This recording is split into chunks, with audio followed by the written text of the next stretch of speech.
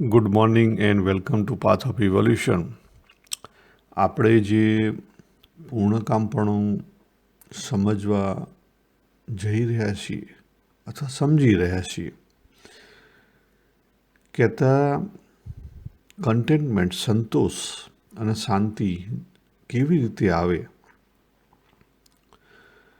તો એમાં આપણે ઘણું બધું જોયું કે ભાઈ પહેલાં પોતાની જાતને પૂર્ણ માની અને સાધના શરૂ કરવી પડે. નિષ્કામ ભાવે સાધના ચાલુ કરવી પડે. અને સાધના એ એવી વસ્તુ છે કે પોતાની ગરજ હોય તો જ થાય, બાકી ના થાય. એટલે સાધના અત્યારે હું સપોઝ જે કંઈ કરી રહ્યો છું તો મારી પોતાની ગરજ છે માટે કરી રહ્યો છું. ગરજ તો હોય પણ ખપ ના હોય, કહેતા એની વેલ્યુ ના સમજણી હોય, એનો મહિમા ના સમજાયેલો હોય તો પણ ના કરી શકાય. અને કદાચ ખપ પણ હોય છતાં પુરુષ પ્રયત્ન ના થાય. તો આ પુરુષ પ્રયત્ન કેવી રીતે થાય, એની પાછળ કોણ વર્તે છે, તો એની પાછળ નિશ્ચય રહેલો છે. સાચી વાત સમજી અને શરૂઆતમાં તો કેવું હોય કે કોઈ પણ વસ્તુ શરૂઆતમાં અનનોન હોય. અનનોન કહેતા એમાં શ્રદ્ધા રાખવી પડે. જે અનનોન હોય એમાં શ્રદ્ધા રાખવી પડે. તો નિશ્ચય કોઈ બાબતનો ના કરીએ ત્યાં સુધી એમાં આપણાથી પુરુષ પ્રયત્ન થાય નહીં, એમાં આગળ વધી શકાય નહીં. બરાબર? એનો ખપ પણ ઊભો ના થાય. વેલ્યુ સમજણી હોય તો પણ એનો ખપ ઊભો થાય નહીં. પુરુષ પ્રયત્ન ના થાય. જો ઘણા બધા આપણને જાતે જ ખબર હશે કે આપણે યર 10માં હતા, યર 9માં હતા, ત્યારે આપણને ખબર હતી કે ભાઈ અમુક જે મેડિકલ છે કે અમુક એન્જિનિયરિંગ છે કે બીજું કોઈ ચાર્ટર એકાઉન્ટન્ટશીપ છે, એ બધામાં લાઈફનું સેટલમેન્ટ સારી રીતે થઈ શકે. અને આપણે ઘણીવાર સાયન્સ છે કે મેથેમેટિક્સ છે, એ બધા સબ્જેક્ટોમાં સારા હોશિયાર પણ હોઈએ. પણ કેવું હોય કે આપણને એનો મહિમા ના સમજણો હોય સાચી રીતે. કહેતા ખપ ના જાગ્યો હોય, પોતાની ગરજ ના જાગી હોય, એટલે પુરુષ પ્રયત્ન થાય નહીં અને રમતમાં જાય. આવું ઘણા બધાને થતું હોય છે. તો આજે આપણે પૂર્ણકામપણામાં જે વચનામત છે નિશ્ચયનું લોયા 18, એને સમજીએ. ત્યાં મહારાજ નિશ્ચયની વાત કરે છે, પણ નિશ્ચય સાથે ભાવની વાત કરે છે. હવે નિશ્ચય અને ભાવને શું રિલેશનશીપ, એ જો તમે સાચી રીતે ટીમ સમજ્યા હો કે ભાઈ આ વિચાર કેવી રીતે ઊભો થાય છે, વિચાર ઊભો થયા પછી ઇમોશન્સ કેવી રીતે આવે છે, ઇમોશન્સ આવ્યા પછી એટીટ્યૂડ, ભાવના કેવી રીતે ઊભી થાય છે, અને એ પછી ડિસિઝન લેવાય છે કેવી રીતે, એ એક્શન કેવી રીતે થાય છે, અને એ રિપીટ થવાથી મેમરીમાં કેવી રીતે જાય છે. આ જે બધી વસ્તુઓ છે, જો તમે જાતે અભ્યાસ કર્યો હશે તો તમને ખબર પડે કે દેખાય છે, આપણે એક્સપ્રેસ કરીએ છીએ ભાવ બહાર, પણ ઇન રિયાલિટી જ્યારે અંદરથી થોટ આવે અને આપણી આઈ સેન્સ છે, આઈ સેન્સ કહેતા જે બોલનાર, દાખલા તરીકે હું અત્યારે બાબુ એ બોલનાર છે. આ જ બાબુ જ્યારે બાળકોની સાથે હોય, પોતાના બાળકોની સાથે હોય, તો એ પિતા હોય, ત્યારે એને અંદરથી પિતાનો ભાવ આવે અને પછી બહાર એક્સપ્રેસ થાય. ખ્યાલ આવ્યો? એટલે આઈ સેન્સ શું બની? પિતા બની. આ આઈ સેન્સનો ગેમ છે ને બહુ સમજવા જેવી છે. આપણે દરેક પરિસ્થિતિની અંદર, દરેક સિચ્યુએશનની અંદર આપણો એક સ્પેસિફિક રોલ હોય છે અને એ સ્પેસિફિક રોલમાં આપણે આઈ સેન્સ કહેતા આપણે બની અને રોલ ભજવીએ છીએ, આપણું કર્તવ્ય કર્મ કરીએ છીએ. જ્યારે મા બાપ સાથે હોઈએ ત્યારે પુત્ર તરીકે હોઈએ, પત્ની સાથે હોઈએ ત્યારે પતિ તરીકે હોઈએ, ઓફિસમાં હોઈએ ત્યારે ઓફિસર હોઈએ, ગુસ્સો ધારણ કર્યો હોય ત્યારે એંગ્રી બન્યા હોય. ખ્યાલ આવ્યો? આ બધા આપણા એક રોલ છે.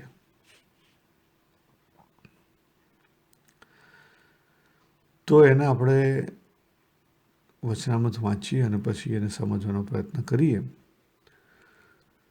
સ્વામિનારાયણ હરે વચનામૃત લોયા 18 નિશ્ચયનો.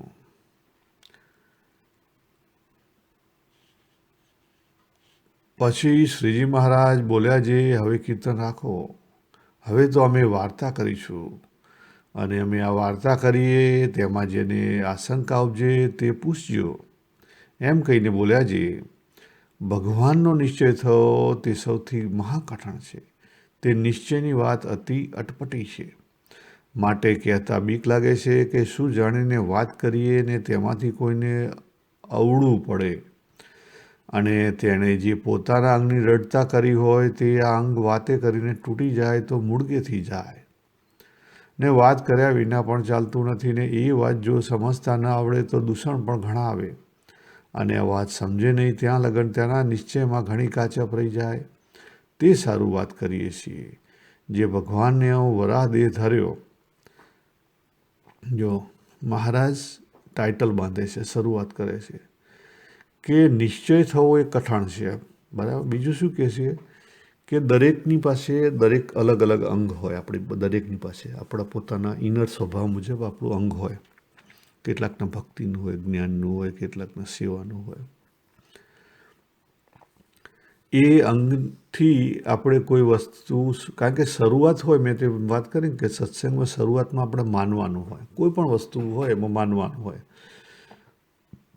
માનવામાં આપણા શાસ્ત્રો અથવા સત્પુરુષો જે વાત કરે એને આપણે માનીએ. માન્યા પછી કહેતા શ્રદ્ધા રાખી. શ્રદ્ધા રાખીને પછી એમાં એને બુદ્ધિથી સમજવાનો પ્રયત્ન કરવો પડે. પછી એને બુદ્ધિથી સ્વીકારવી પડે. સ્વીકાર્યા પછી પુરુષ પ્રયત્ન કરવો પડે. એ મુજબ વર્તવું પડે. અને એ મુજબ વર્તીએ ને ત્યારે આપણી અંદર ભાવ ઊભો થાય, આપણને ફિલિંગ ઊભું થાય. આ જો અવેરનેસ હોય ને તો આપણને ખબર પડે. અને આપણે એ જે વર્ત્યા અને જે અનુભવ થયો એ અનુભવ ઉપર આપણે મનન મંથન કરીએ અને પછી જે વસ્તુ સ્વીકારીને પાકી કરી એ નિશ્ચય થયો, બરાબર. અને નિશ્ચય પછી છેલ્લે નિષ્ઠામાં ફેરવાઈ જાય. દાખલા તરીકે એક સિમ્પલ એક્ઝામ્પલ જોઈએ કે નિશ્ચય કેવી રીતે થઈ જાય છે. કે કોઈ સ્ત્રી છે, છોકરી છે, બરાબર, એના લગ્ન થયા. લગ્ન થયા એટલે એ સાસરે ગઈ. સાસરે ગઈ એટલે શરૂઆતમાં એને સાસુનું ઘર સમજાય કે ભાઈ મારું ઘર નથી, સાસુનું ઘર છે. અને પછી ધીરે ધીરે ધીરે એ જે એણે માન્યું, એ સમજી, એ સ્વીકાર્યું અને એ મુજબ વર્તવા માંડી એટલે પછી ધીરે ધીરે ધીરે એ ઘર કોણ થઈ ગયું? સાસુની ઘર જગ્યાએ મારું ઘર થઈ ગયું. અને મારા ઘર પ્રમાણે એ વર્તે. જોજો, એ પ્રમાણે ભાવ પણ ઊભા થાય. આ બહુ સરસ પ્રેક્ટિકલ એક્ઝામ્પલ છે. તો જો આપણે સાચી વાત સમજ્યા તે મુજબ ભાવ આપણા ઊભા થવા જોઈએ. અંદરથી આપણને ફિલિંગની ખબર પડે, ભલે બહારના આપણે ના એક્સપ્રેસ કરીએ. હવે મહારાજ આગળ વાત કરે છે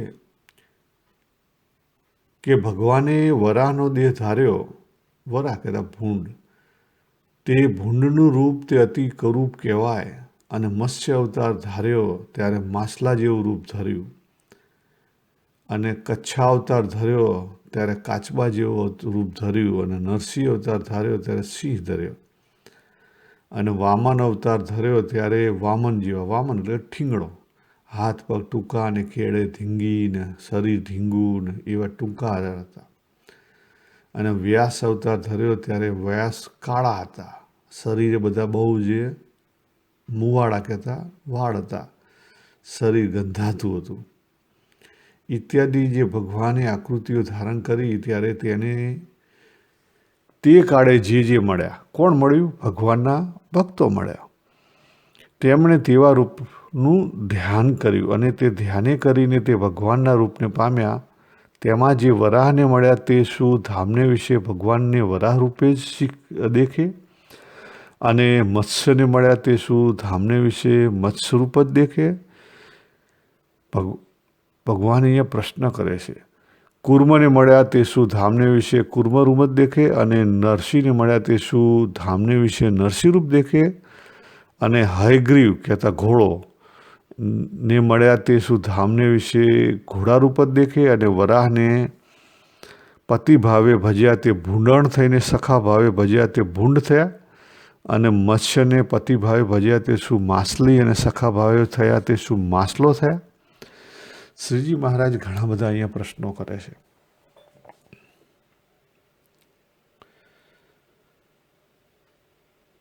અહીં કહે છે કે ભગવાને જે બધા અવતારો ધર્યા એ વખતે જે ભક્તો થયા, બરાબર. દાખલા તરીકે નરસિંહ અવતાર ધર્યો ત્યારે પ્રહલાદજી ભક્ત હતા, અને એ સમયે જે કંઈ બીજા ભક્તો થયા, અને અત્યારે હાલ પણ નરસિંહ ભગવાનના નરસિંહ અવતારના જે કોઈ ભજે છે એ લોકો કઈ રીતે ભજતા હશે, બરાબર. તો આજે ભગવાનની ભક્તિ કઈ રીતે કરવી એની રીત શીખવે છે મહારાજ.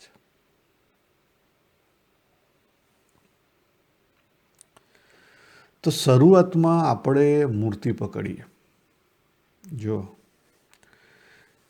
કે ભાઈ શરૂઆતમાં જે કંઈ આપણે ધ્યાન કરીએ તેમાં આપણે બહારની મૂર્તિ પકડીએ કે ભાઈ શ્રીજી મહારાજની મૂર્તિ, તો કે સારંગપુરની શ્યામ મૂર્તિ, બરાબર.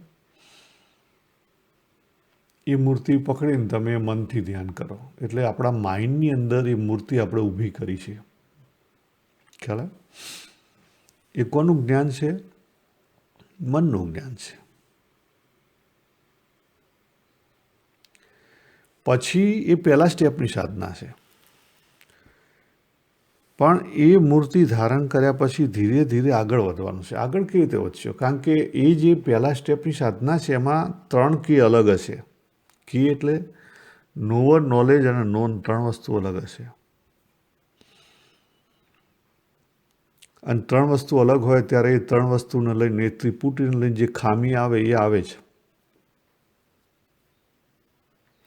મૂર્તિ અલગ છે. આ મૂર્તિ છે હું જાણું છું એ જ્ઞાન અલગ છે, અને જાણનારો પોતે અલગ છે. 3 વસ્તુ અલગ છે, બરાબર. ભલે આપણે ધ્યાન કરીએ છીએ સ્વામિનારાયણ સ્વામિનારાયણ સ્વામિનારાયણ, પણ આ ધ્યાન કેવી રીતે કરવું? તો પહેલા સ્ટેપમાં આ ધ્યાન આપણને જોઈએ તો જે આપણી ચિત્ત શક્તિ છે એ ચિત્ત શક્તિ પહેલાં શું થયું? આપણે જ્યારે જન્મ્યા ત્યારે એ પ્રાણ શક્તિમાં આવી, અને પછી પ્રાણ શક્તિમાંથી શું થયું? ઈચ્છા શક્તિ, જ્ઞાન શક્તિ અને ક્રિયા શક્તિમાં આવી. તો આ રીત શીખવાની છે. તો આજે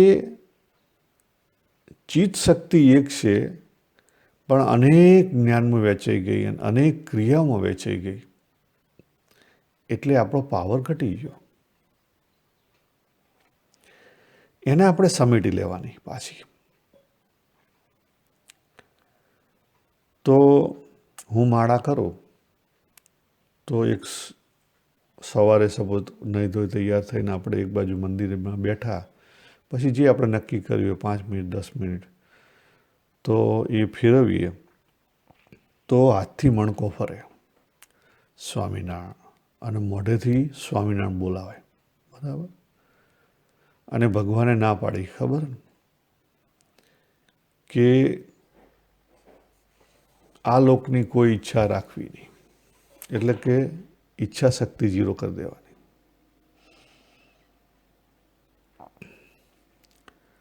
તો ક્રિયાશક્તિ થઈ, હાથથી મણકો ફરે છે, શરીર સ્થિર છે,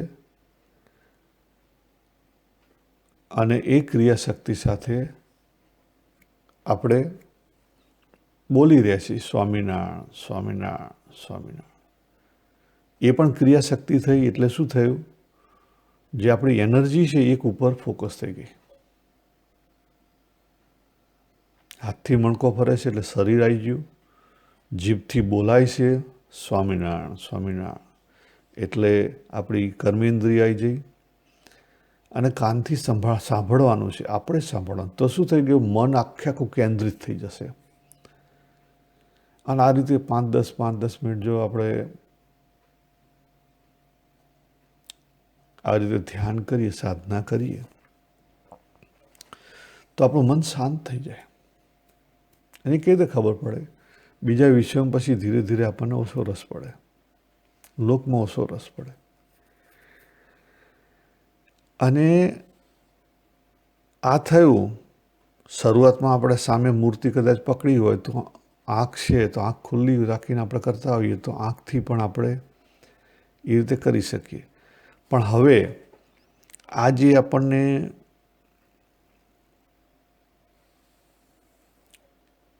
શું કહેવાય, વૈખરીની જે સાધના છે, પરા પશ્યંતી મધ્યમ અને વૈખરી, ત્યાંથી પાછા હટવાનું. 6-12 મહિનાનો અભ્યાસ થાય પછી પાછા હટવાનું. પાછા હટવાનું એટલે ત્યાં પછી મૂર્તિ નથી પકડી રાખવાની, બરાબર. એમાં પછી બહાર પણ મોટેથી બોલવાનું નથી.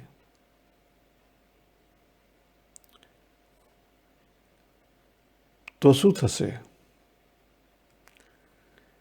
એ જે નોન હતું એ મનમાં જતું રહેશે, નોલેજ રૂપે જતું રહેશે, જ્ઞાન રૂપ થઈ જશે ભગવાન. એ પછી નરસિંહથી નીકળી જઈને ભગવાન થઈ જશે. ખ્યાલ?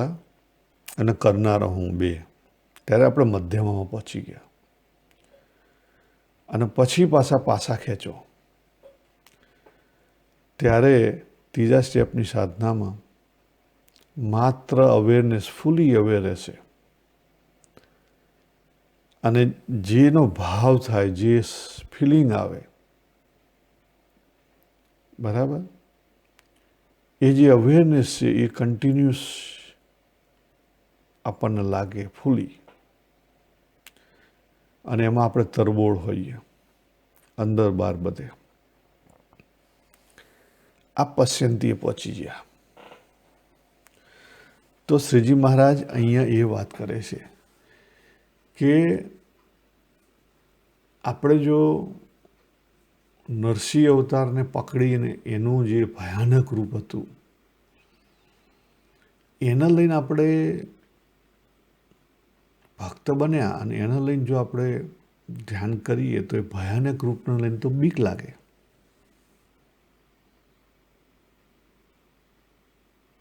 બરાબર. એ જ રીતે જે વ્યાસ ભગવાન થઈ ગયા અને એમને જે ભસતા હોય, શરીર ગંધાતું હોય, તો એને લઈને આપણને સુગ આવે. તો આ રીતે નથી કરવાનું, ખ્યાલ આવે? પણ આપણે શું કરવાનું છે? સાચી સમજણથી સ્ટેપ બાય સ્ટેપ આગળ વધવાનું છે, જેથી કરીને શુદ્ધિ થાય. અને તો પછી સાચો ભાવ ઉપજે અને સાચી સમજણ થાય. પછી શ્રીજી મહારાજ કહે છે, માટે જો ભગવાનનું મૂળ રૂપ વરાહાદિક જેવું જ હોય તો તે અવતારના ભક્તોને તેના ધ્યાનને કરીને તદાકારપણું થાય.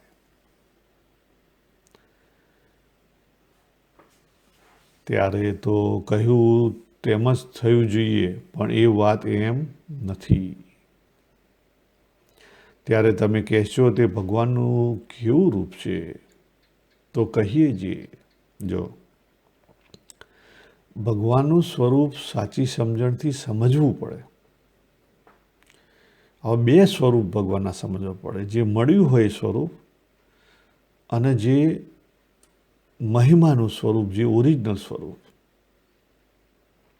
પ્રથમના 51માં મહિમા સમજાય ને, કાર્યકારણથી પરનો મહિમા સમજાયો. પણ જો આપણે માત્ર આંખ કાનની જ વાત સ્વીકારીએ ને એથી આગળ ના વધીએ તો મુશ્કેલી ઊભી થાય. એટલે સાચી સમજણ જોઈએ.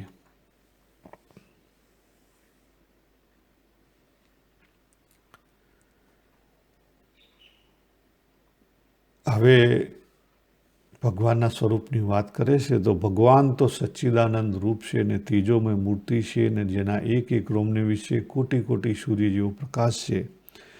કોટી કામદેવને પણ લજ્જા પમાડે એવા તે ભગવાન રૂપાળા છે અને અનંત કોટી બ્રહ્માંડના પતિ છે અને રાજાધિકારી છે. હવે જો આ બધી વાત કરીને એનો અર્થ એવો નહીં જોવાનો કે ડ્રીમમાં જતા રહો, ધ્યાનમાં હો અને પછી કલ્પના કરીએ કે ભગવાનનું આવું મોટું ધામ છે અને એમાં ધામમાં હું જઈ રહ્યો છું. એ ડે ડ્રીમિંગ કરવાની જરૂર નથી. ડે ડ્રીમિંગથી બહુ જ થોડા સમય માટે કદાચ તમને સારું લાગશે ફિલિંગ, પણ ટકશે નહીં. કેમ? કારણ કે ડે ડ્રીમિંગ મનથી થાય અને પછી મન ક્યાં લઈ જાય?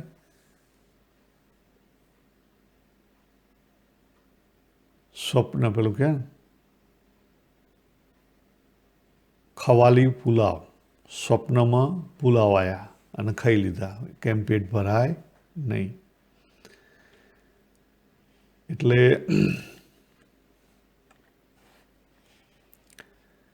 આગળ કહે છે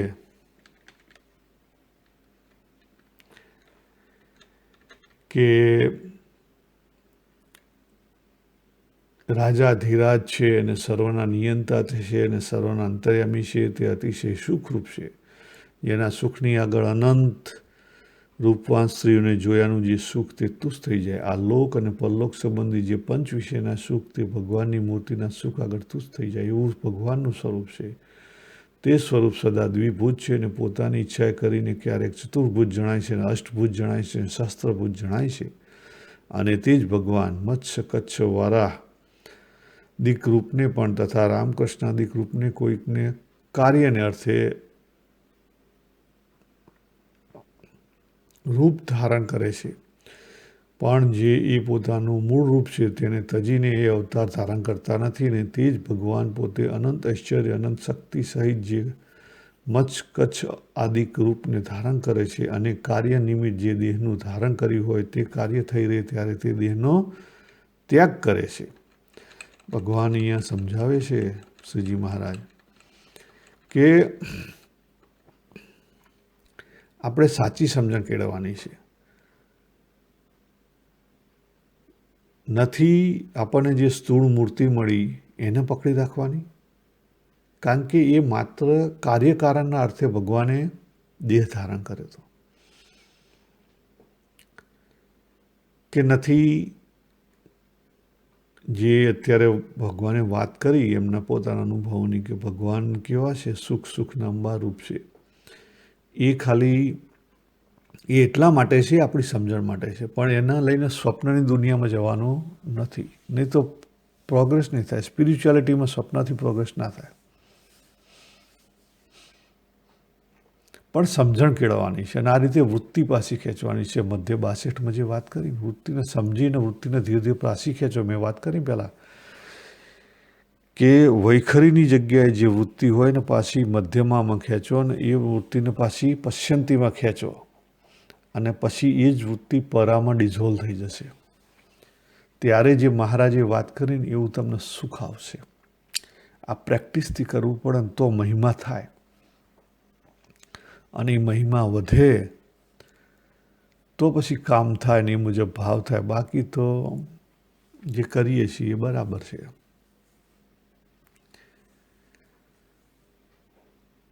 પછી મહારાજ ભાગવતમાં જે વાત કરી છે એની વાત કરે છે કે જે દેહે કરીને ભગવાને પૃથ્વીનો ભાર ઉતાર્યો અને જીવોને દેહાભિમાન રૂપ જે ચૈતન્યમાં કાંટો ખૂટી રહ્યો હતો તેને કાઢીને કાઢવાના જે કાંટારૂપ જે પોતાનો દેહ તેનો પણ ત્યાગ કર્યો. કે દાખલા તરીકે રાવણ છે, એના દેહાભિમાન રૂપ જે કાંટો હતો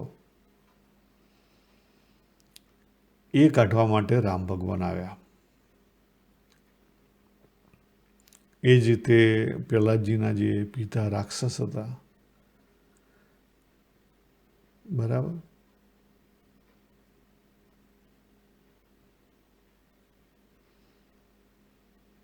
એને કાઢવા માટે એમને નરસિંહ રૂપ લેવું પડ્યું, કારણ કે બીજી રીતે એને મારી શકાય એવો હતો નહીં.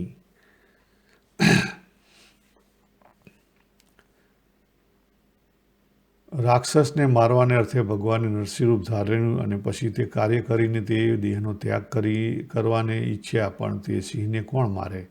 પછી પોતાની ઈચ્છાએ કરીને કાળરૂપ શિવ તે સર્પનું રૂપ ધારણ કરીને આવ્યા અને નરસિંહને સરભનું યુદ્ધ થયું ને પછી બે જણે દેહ મૂક્યો. તેણે કરીને શિવ સર્ભેશ્વર મહાદેવ થયા અને નરસિંહને એ દેહ મૂક્યો તે નારસિંહ શિલા થઈ.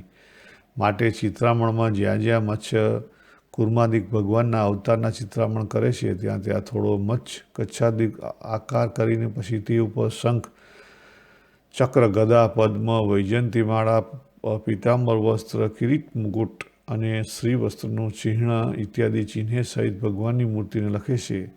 તો જો ભગવાનનું રૂપ અનાદિ એવું જ છે અને શ્રી કૃષ્ણ ભગવાને પ્રથમ જન્મ્યા સમયમાં વાસુદેવ દેવકીને ચતુર્ભુજ દેખાડ્યું ને અક્રૂરને ચતુર્ભુજ દેખાડ્યું, દર્શનજન્ય વિશે દીધું. તથા રૂકમણીને મૂર્છા આવી ત્યારે પણ ચતુર્ભુજ દર્શન દીધું. અને અર્જુનને એમ કહ્યું છે કે એના વિશ્વરૂપ જે બતાવ્યું અર્જુનને, અને યદવાસ્તળી એટલે કે છેલ્લે ભગવાન જે એના આખું ફેમિલી અંદર ઝઘડી મર્યા. પછી પીપળાને હેઠે શ્રી કૃષ્ણ ભગવાન બેઠા હતા. તે સમયમાં ઉદ્ધવજીએ અને મૈત્રી ઋષિએ ભગવાનનું રૂપ ચતુર્ભુજ દીઠું. અને શ્રી કૃષ્ણ ભગવાન તો શ્યામ હતા અને તેનું રૂપ તો કોટી કામણને લજ્જા પમાડ્યું હતું. માટે એવા મનુષ્ય જેવા જણાય છે તેને વિશે જ પૂર્વે કહ્યો એવો પ્રકાશ તે સુખ તે સર્વે રહ્યા છે.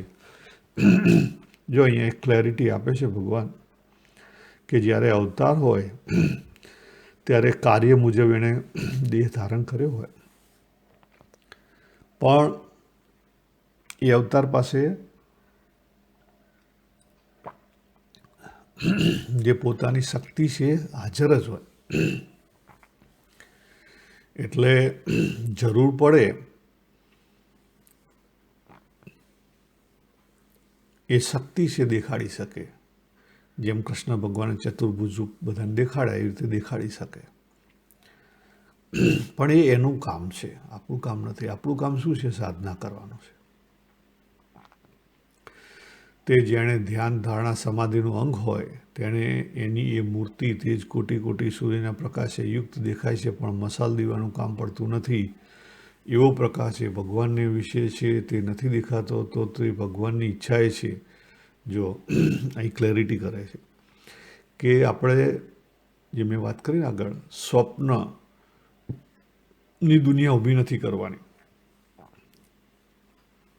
ચોખ્ખું કહે છે કે એવો પ્રકાશ એ ભગવાનને વિશે તે નથી દેખાતો, તો તે ભગવાનની એવી ઈચ્છા છે.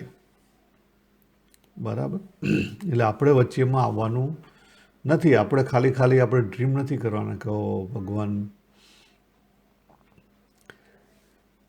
આવું મોટું ધામ છે અને એમાં હું બેઠો છું નામ ના, એ દેખાડે તો ઠીક છે, ના દેખાડે તો કંઈ નહીં, એની ઈચ્છા.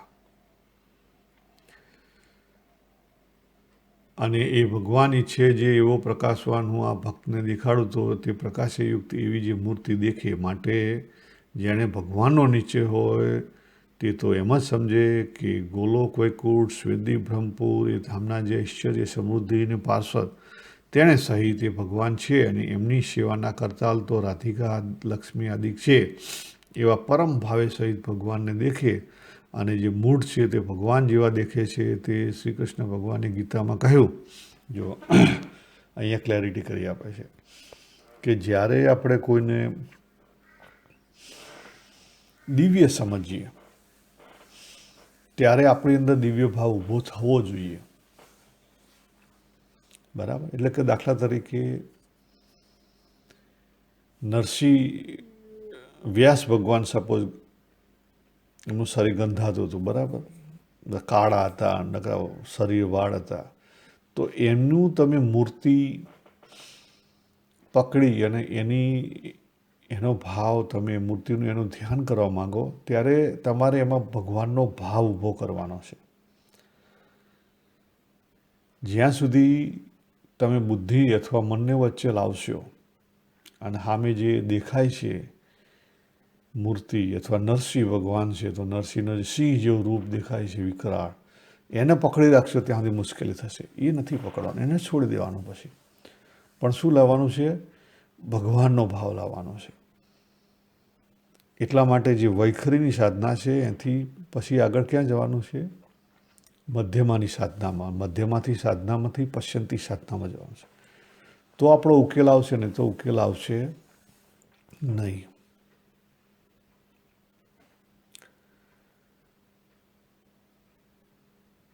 ત્યાં 9મા અધ્યાયનો જે 11મો શ્લોક છે, બરાબર, એનો વાત કરે છે કે જે 9મા અધ્યાયમાં વાત કરીને કે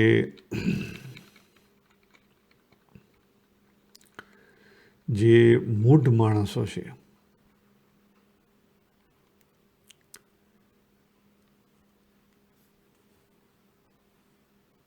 કહેતા જે ભગવાનને સાચી રીતે સમજતા નથી એવા જે છે એ જે પરમ ભાવને જાણ્યા વિના શું કરે છે? ભગવાનમાં મનુષ્ય ભાવ પરઠે છે. તે મનુષ્ય ભાવ તે શું? તો કામ, ક્રોધ, લોભ, મોહ, મદ, મત્સર, આશા, તૃષ્ણા ઇત્યાદિ અંતઃકરણના ભાવ છે. તથા હાડ, ચામ, મળ, મૂત્રાદિક તથા જન્મ, મરણ, બાળ, યૌવન, વૃદ્ધ એ સર્વે દેહના ભાવ છે. ઇત્યાદિ જે મનુષ્ય ભાવ તે સર્વે ભાવને ભગવાનને વિશે પરઠે છે. માટે એવા ભાવનો પરટનારો જે હોય તે ભગવાનના નિશ્ચયનું જેવું જણાય છે તો પણ તેને ભગવાનનો નિશ્ચય કાચો છે. હવે આપણી બુદ્ધિ એવું કામ કરતી હોય, કારણ કે બુદ્ધિ ઓલવેઝ ભેદ કરાવે. બરાબર? શું ભેદ કરાવે? કે આ સારંગપુરની મૂર્તિ છે સારી છે, અથવા ઓકલેન્ડની મૂર્તિ છે એનાથી સારી છે, રૂપાળી છે. ખ્યાલ આવે? આ રૂપના ભાવ થયા ને. પછી જ્યારે જીવનચરિત્ર વંચાતું હોય ત્યારે બીજા ભાવ ઊભા થાય, શંકાઓ ઊભી કરે કે ભગવાને આવું કેમ કર્યું છે, ભગવાને આમ કેમ કર્યું છે, ભગવાન છે તો એમને પરાક્રમ કેમ ના બતાવ્યું. એટલે જ્યાં સુધી આપણે મન અને બુદ્ધિને વચ્ચે લાવીશું, એટલે કે વૈખરીના લેવલે આપણને બધી તકલીફો ઊભી થશે. કદાચ તકલીફો નહીં દેખાતી હોય ને તો તકલીફો તો હશે. જ્યાં સુધી આપણો સત્સંગ વૈખરીના લેવલે છે ત્યાં સુધી બધી તકલીફો હશે, કદાચ નહીં દેખાતી હોય. પણ એ નિશ્ચય આપણો કેવો છે? કાચો છે. જ્યાં સુધી આપણે આપણી જાતે આપણી વૃત્તિઓને અંદર ના ખેંચીએ, આપણી પોતાની જાતે આપણે પોતે ના સમજીએ, પોતાની જાતને આપણે સમજી ના શકીએ ત્યાં સુધી આપણે બીજાને ના સમજી શકીએ. આ સિદ્ધાંત છે.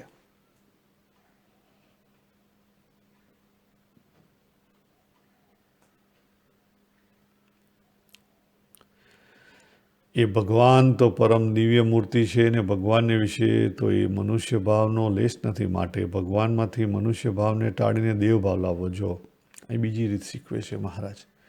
શું કહે છે કે કદાચ તમારું મન બુદ્ધિ તમને મનુષ્ય ભાવ પેદા કરતી હોય તો સમજણથી દેવભાવ લાવો. ધીરે ધીરે બરાબર સમજણ લાવશો તો દેવભાવ આવશે, તો દેવભાવ નહીં આવે. અને દેવભાવ આવ્યા પછી બ્રહ્માદિકનો ભાવ લાવો. આ બધી સમજણ કાર્યકારણ, કારણ કે બુદ્ધિ છે ને કાર્યકારણ સમજે, લોજિક સમજે, તો એને જે લોજિકો મૂકેલા છે આપણા શાસ્ત્રોની અંદર, જેની વાત પ્રથમને 51માં કરી, બરાબર મહારાજે,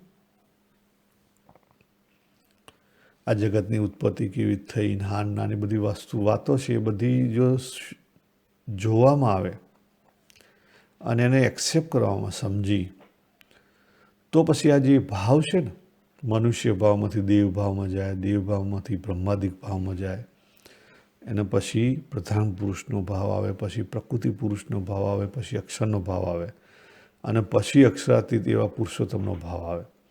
એટલે જે ઇમોશન્સના માર્ગે સાધના કરે છે એને પણ સમજણની જરૂર છે, એમ મહારાજ અહીંયા કહેવા માંગે છે. જે ઇમોશનલ હરિભક્તો છે, જે ભાવના સત્સંગ કરે છે, એને સાવચેત રહેવાની શ્રીજી મહારાજ વાત કરે છે. નહીં તો આપણી જે મન બુદ્ધિ છે ને ગમે ત્યારે પાડી દેશે, ડાઉટ ઊભા કરશે. એટલે આ રીતે ધીરે ધીરે જેમ ભાવ બદલાય ત્યારે આપણને સુખ થાય અને સાચી સમજણ થાય. જેમ વ્રજના ગોપને આશ્ચર્યરૂપ શ્રી કૃષ્ણ ભગવાનના ચરિત્ર દેખીને પ્રથમ તો દેવભાવ આવ્યો, પછી ગર્ગાચાર્યના વચન સાંભળીને નારાયણનો ભાવ આવ્યો, પછી એમ કહ્યું છે કે તમે તો નારાયણ છો, માટે અમને તમારું ધામ દેખાડો. ત્યારે અક્ષરધામ દેખાડ્યું. એવી રીતે ભગવાનને વિશે જેને દિવ્ય ભાવ છે તેને પૂરો નિશ્ચય જાણવો. અને એમ કહે છે કે આને પ્રથમ ભગવાનનો નિશ્ચય નહોતો ને હવે થયો, તે શું એ પ્રથમ ભગવાનને નહોતો દેખતો? દેખતો હતો, પણ મનુષ્ય ભાવે સહિત દેખતો હતો. પછી જ્યારે નિશ્ચય થયો ત્યારે દિવ્ય ભાવે સહિત ભગવાનનો નિશ્ચય થયો. અને જ્યારે ભગવાનને વિશે એવો દિવ્ય ભાવ ન સમજે ત્યારે એને વાતે વાતે ધોખો થાય. જો આ બધા જે ઇમોશનલ માણસો છે ને, એમના આ મોટો અવગુણ રહેલો હોય, વાતે વાતે ધોખો થાય અને ગુણ અવગુણ લીધા કરે. જે આની કોરનો પક્ષ રાખે ને અમારો પક્ષ રાખતા નથી, ને આનું વધુ બોલાવે છે ને અમને બોલાવતા નથી, ને આની ઉપર વધુ હેત રાખે છે ને અમારી ઉપર રાખતા નથી, એવી રીતે ગુણ અવગુણ પડઠ્યા કરે. જો મહારાજ વાત કરે છે, તેણે કરીને એનું અંતર દિવસે દિવસે પાછું પડીને અંતે વિમુખ થઈ જાય. માટે ભગવાનને વિશે તો મનુષ્ય ભાવ ન જ પરઠવો, અને ભગવાનના ભક્તને વિશે પણ મનુષ્ય ભાવ ન પરઠવો. કાંજે દેહે કરીને તો ભગવાનના ભક્તને કોઈ આંધળો હોય, લૂલો હોય, પોળિયો હોય, બેરો હોય, વૃદ્ધ હોય, કુરૂપ હોય, તે જ્યારે દેહ મૂકે ત્યારે શું ભગવાનના ધામમાં એવા આંધળા લૂલા રહેતા છે? નથી રહેતા. એ તો સર્વે મનુષ્યપણાના ભાવ છે. તેને મૂકીને દિવ્ય થાય છે ને બ્રહ્મરૂપ થાય છે. માટે હરિના ભક્તને વિશે મનુષ્ય ભાવ ન પઠાય તો પરમેશ્વરને કેમ પઠાય? આ જે વાત છે તે સૂઝે તો આજ સમજો, અને એટલી સમજવી, અને સૂઝે તો 100 વર્ષે કરીને સમજો તો પણ એટલી સમજવી. અને આ વાત સમજીને એની દૃઢતાની ગાંઠ વાળ્યા વિના છૂટકો નથી. માટે આ અમારી વાત છે તે સર્વે હરિભક્તને યાદ રાખીને પરસ્પર કરવી, ને જ્યારે કોઈકને અણસમજે કરીને ધોખો થાય એને આ વાત કરીને ચીતવી દેવો. ને આ જે અમારી વાર્તા છે તેને નિત્ય પ્રત્યે એક વાર કરવી, એમાં મારી આજ્ઞા છે, તેને ભૂલશોમાં, જરૂર ભૂલશોમાં. એમ કહીને શ્રીજી મહારાજ સર્વે હરિભક્તને જય શ્રી સ્વામિનારાયણ કરીને હસતા થકા પોતાને ઉતારે વધાર્યા. એવી રીતે શ્રીજી મહારાજની વાર્તા સાંભળીને સર્વ સાધુ, સર્વે હરિભક્ત અને શ્રીજી મહારાજને સર્વ અવતારના કારણ અવતારી જાણીને દિવ્ય ભાવની અતિ દૃઢતા કરતા હતા. જો દિવ્ય ભાવની વાત છેલ્લે લાવ્યા મહારાજ, કહેતા જે આપણે સાધના કરીએ એમાંથી આપણને ભાવ ઊભો થવો જોઈએ.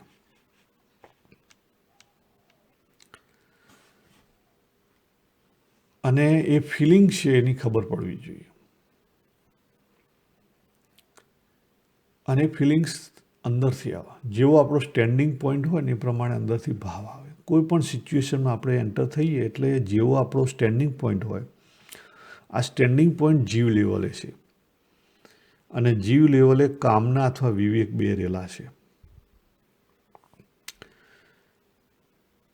જેણે પૂરેપૂરી રીતે સમજ્યા ના હોય, જેને વૃત્તિ સમજણી ના હોય, વૃત્તિ જે મહારાજે વાત કરીને ખેંચવાની અથવા જે કોઈ આ બધી અંદરથી અંતરદૃષ્ટિ ના થઈ હોય, અંદરથી અંદરની સમજણી ના ખબર હોય, એને મુશ્કેલીનો પાર નથી. ખાલી માનવાથી એકલું સોલ્યુશન નહીં આવી જાય. શરૂઆત તો દરેકને માનવા ઉપર હશે, પણ માનવા પછી સમજવું પડે, સ્વીકાર કરવું પડે, પછી વર્તવું પડે તો ભાવ આવશે, પછી નિશ્ચય થશે, નિષ્ઠા થશે. એટલા માટે તો 3 સ્ટેપની સાધના ભગવાને બતાવી. મધ્યના બીજામાં શું બતાવ્યું? 3 સ્ટેપની સાધના. પહેલા સ્ટેપમાં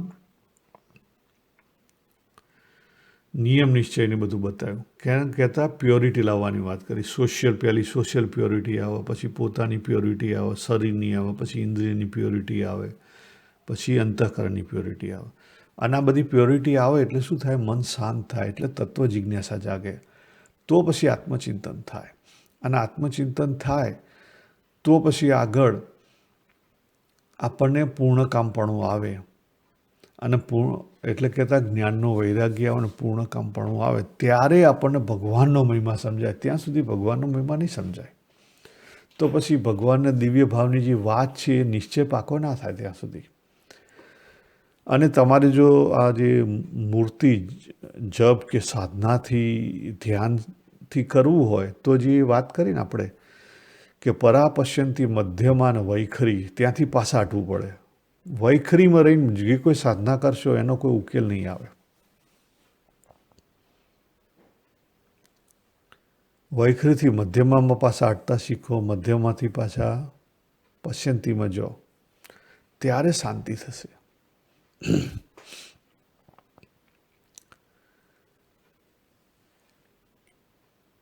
એટલે શ્રીજી મહારાજે એટલા માટે બહુ જે ભાર મૂક્યો છે કે આ જે નિશ્ચય છે એ સમજણથી પાકો થાય.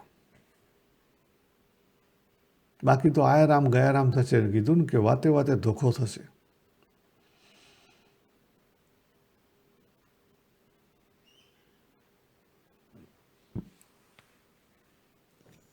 અને જે સમત્વ લાવવાની વાત કરી કે હરિભક્તમાં પણ મનુષ્ય ભાવ નહીં પરઠવાનો,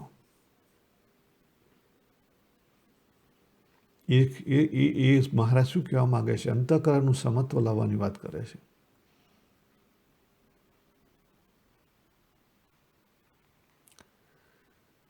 તો આપણે આ જે નિશ્ચયની વાત છે દિવ્ય ભાવ સાથે, એને અહીંયા પૂરું કરીએ. શ્રી સ્વામિનારાયણ ભગવાનની જય.